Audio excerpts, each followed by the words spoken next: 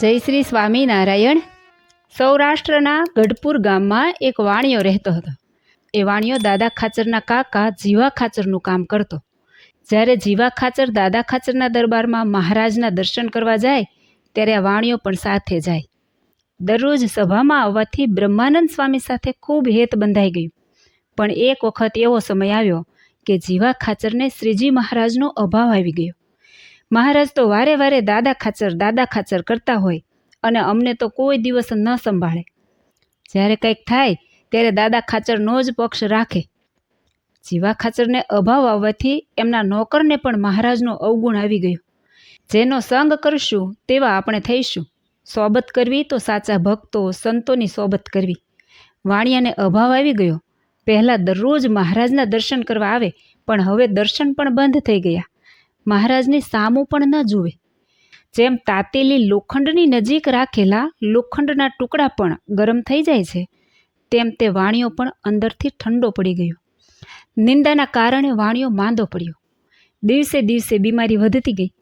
એમના સંબંધીઓ એમને મળવા આવે. ત્યાં તો છેટેથી આ વાણિયાએ 4 યમદૂતોને આવતા જોયા. રાડ પાડી બચાવો બચાવો. યમદૂતો વાણિયાને મારવા માંડ્યા. રાડ પાડતા પાડતા વાણિયાના મોઢામાંથી અચાનક બ્રહ્માનંદ સ્વામીનું નામ નીકળ્યું. જ્યાં બ્રહ્માનંદ સ્વામીનું નામ બોલ્યા ત્યાં સ્વામી તરત જ દિવ્ય સ્વરૂપે હાજર થયા. આ મહાન સંતને જોયા અને યમદૂતો મુઠ્ઠી વાળીને જ ભાગ્યા.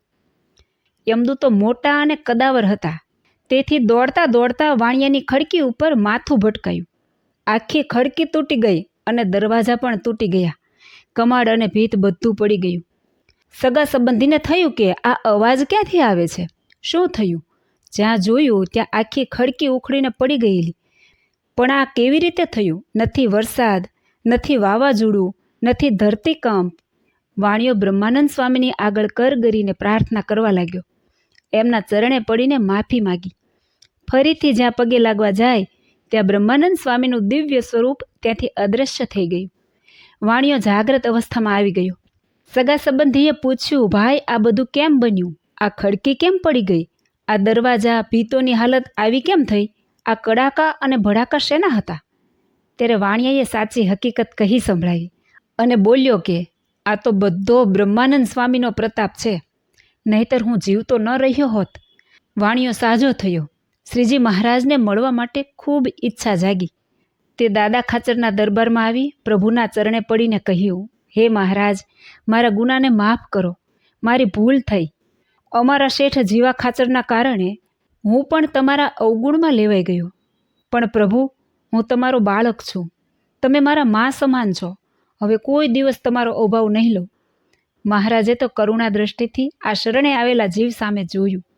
વાણિયાના મસ્તક ઉપર પોતાનો હસ્ત પધરાવીને બોલ્યા, જા, તારા બધા ગુના માફ. વાણિયાના અંતરમાં શાંતિ છવાઈ ગઈ. શ્રીજી મહારાજ અને બ્રહ્માનંદ સ્વામીને પોતાને ઘેર જમવા માટેનું નોતરું આપ્યું. મહારાજ કહે, તમને યાદ છે ને ભગત, તમે અમારા સામું જોવા પણ તૈયાર નહોતા અને હવે આજે અમને તમારે ઘેર જમવા માટે બોલાવ્યા, તેનું શું કારણ?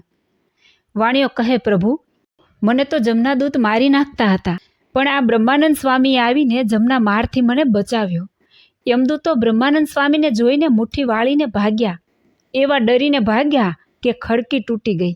હે મહારાજ, એટલે મને નિશ્ચય થઈ ગયો કે જો સ્વામિનારાયણના સંતનો આટલો બધો પ્રતાપ હોય કે યમદૂતો એને જોઈને નાસી જાય, તો એ સંતોના માલિક સ્વામિનારાયણમાં કેટલો પ્રતાપ હશે. હે પ્રભુ, મારા ઉપર રાજી રહેજો. મહારાજ કહે, ભગત, આ બ્રહ્માનંદ સ્વામી ઉપર હેત રાખશો ને તો યમદૂતોની તાકાત નથી કે તમારા પાસે આવી શકે. જિંદગીભર આ સંતોને યાદ કરજો. ભવજળમાં બુડતા જીવોને સંતો નાવિક બનીને બચાવે છે. જેમ દરિયામાં જહાજ વગર પાર ન મળે તેમ આ સંસાર રૂપે દરિયામાં પણ સંતોના સહારે જીવ પાર આવે. સંત એ આધ્યાત્મિક ક્ષેત્રે અગ્રસ્થાન ધરાવે છે. એ ભગવાનની ઓળખાણ કરાવીને માયામાં ફસાયેલા જીવને પ્રભુ તરફ લઈ જાય છે. એમનો છેડો જો પકડી રાખીશું તો મોહ, માયા અને મમતામાં ગૂંચાયેલો આત્મા ભવસાગર તરી જશે. સંતોની સાથે આત્મીય ભાવ રાખીશું તો સંતની સાથે આપણું પણ કલ્યાણ થઈ જશે. નિયમ ધર્મ યથાર્થ કોણ પાળી શકે છે? જેટલું પડે તેટલું પાળીએ. ભગવાન તો અધમ ઉદાહરણ છે કલ્યાણ કરશે. એવી રીતે હિંમત વિનાની વાત કરવી નહીં. હિંમત વિનાની વાત કરે તેને સ્ત્રીલિંગ પુલ્લિંગ ન જાણવું.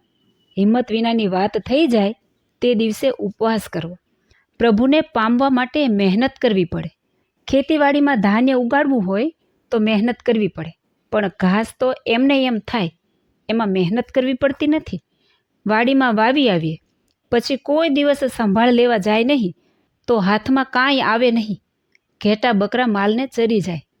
એમ માયા આપણા ભક્તિરૂપી ખેતરમાં વાસનારૂપી ઘેટા બકરા મૂકીને ચરી જાય. પછી શું હાથમાં આવે? માટે સદાય જાગતા રહેવું. પરમાત્માનું બળ રોમ રોમમાં વ્યાપી જાય તો આત્મા અને પરમાત્માનું સ્વરૂપ સમજાઈ જાય. હૈયામાં બિરાજમાન હરિનું સ્મરણ કરી જાગતા રહેવું અને ભજન કરવામાં હિંમત રાખવી. જય શ્રી સ્વામિનારાયણ.